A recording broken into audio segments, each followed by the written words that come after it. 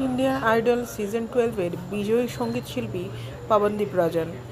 গানের মঞ্চে তার সঙ্গীতের মূর্ছনায় দোলে সমুদ্র হিমাচল। 5ই মে মারাত্মক দুর্ঘটনার সম্মুখীন সেই ইন্ডিয়ান আইডল সিজন 12-এর বিজয়ী পবনদীপ রাজন। ভোরবেলা 3:40 নাগাদ দুর্ঘটনাটি ঘটে। গুরুতর জখম হয়েছেন শিল্পী। এই মুহূর্তে চিকিৎসাধীন গায়ক।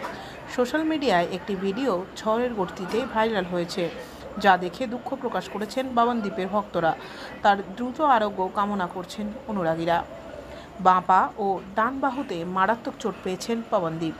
প্রদেশের আমরোহার জাতীয় সড়কপথ 9-এ এই দুর্ঘটনাটি ঘটেছে বলে জানা গিয়েছে। ঘটনাস্থল থেকে পুলিশ ও স্থানীয়রা তাকে উদ্ধার করে নিকটবর্তী বেসরকারি হাসপাতালে প্রাথমিক চিকিৎসার জন্য নিয়ে যায়।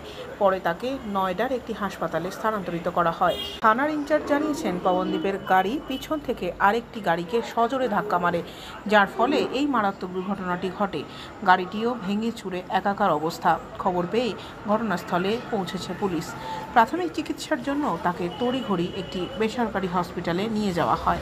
নয়ডার হাসপাতালে স্থানান্তরিত করার পর এখন পরিবারের সদস্যরা রয়েছেন তার সঙ্গে।